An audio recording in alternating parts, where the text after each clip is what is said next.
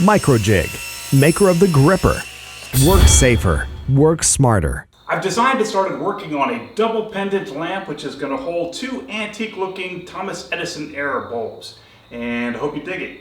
For the sides for this piece I'm going to use 5/4 walnut, and before I cut my stock to length I always like to cut off the very end where there might be some checking. And by checking I mean cracks that are in the end grain of the board. Now in this one you can see some cracks that are in the end grain. Now these cracks are a result of kiln drying.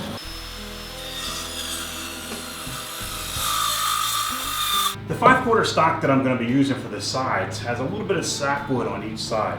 So what I think I'm going to do when I cut this to width is I'm going to take a little bit off of each side. I didn't show it, but I've already edge jointed the side that's going up against the fence to make a nice straight edge.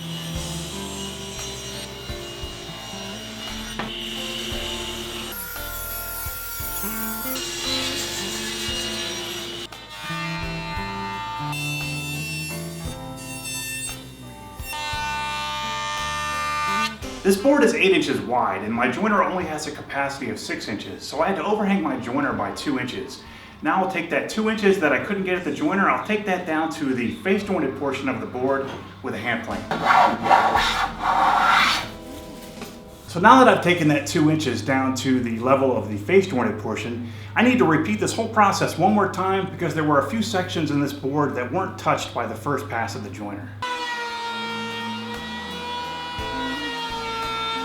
Now that I've got both sides face jointed and planed to thickness, I'm going to edge joint one side and then rip them to their final width.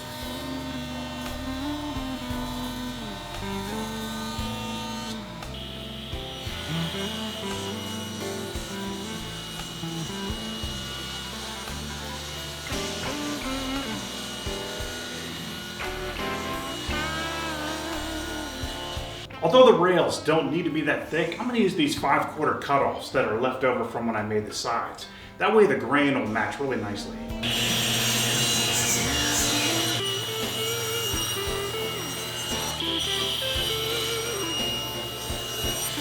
At the joiner I'm going to flatten each face of these rails and then I'll just plane them to thickness.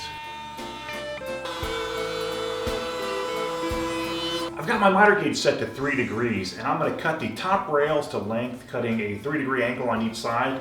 And for the bottom rail, I'm only going to cut one side now, and the reason for that will make sense a little bit later.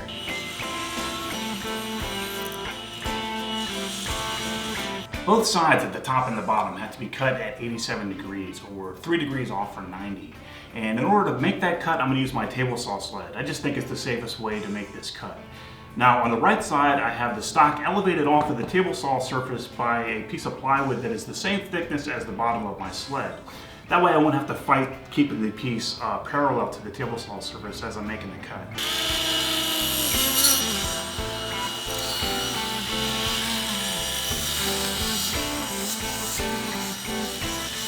Now I need to cut the length for the bottom rails, and the way I'm doing that is I temporarily clamp the top rails in place. And I know I want the bottom rail to be 18 inches up from the bottom. So what I did was I took a piece of scrap wood and I cut that 87-degree angle on one side. And I put it up against my mark at 18 inches up from the bottom. And just with a marking knife, I scratched a mark on a piece of scrap wood. And then at the table saw, using my miter gauge, I made several cuts adjusting the positive stop on my miter gauge until I got it to my scratch line. Now I have my miter gauge set at the right distance, and now I can make the cuts on the actual stock. I'd like to quickly talk to you about one of the sponsors of the show, Miter Set. Miter Set is used to set a miter gauge accurately up to 52.5 degrees in half-degree increments. For the joinery for this piece, I'm going to use floating tenons, and to make the end-grain mortises in the rails, I'm going to use my horizontal mortiser.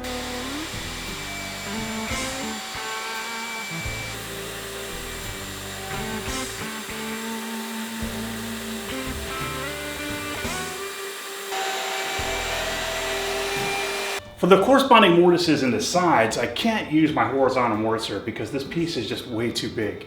So instead I'm going to use a plunge router with an edge guide.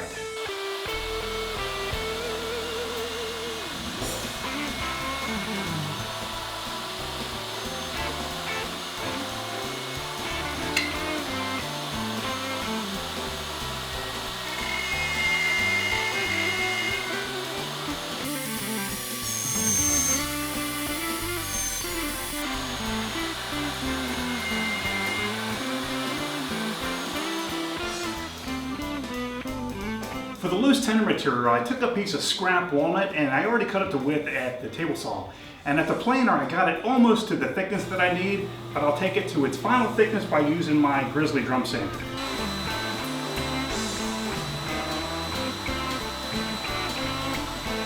I routed over the edges of my loose tenon stock with an 1/8" radius roundover bit.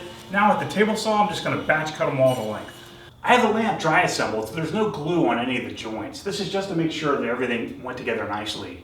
So I'm going to stop part 1 here, and in part 2, I'm going to start working on the top and the lower shelf, and then I'm going to start working on the wiring to support the 2 bulbs, which will hang down from the top. Next year, in January, GarageWoodworks.com is turning 10 years old.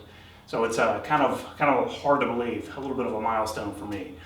Oh, and on my website, you can buy a GarageWoodworks.com 10-year anniversary t-shirt. So I hope you go and do that and support what I do here. And if you're not already subscribed to my channel, I hope you will consider subscribing. Thanks for watching, guys.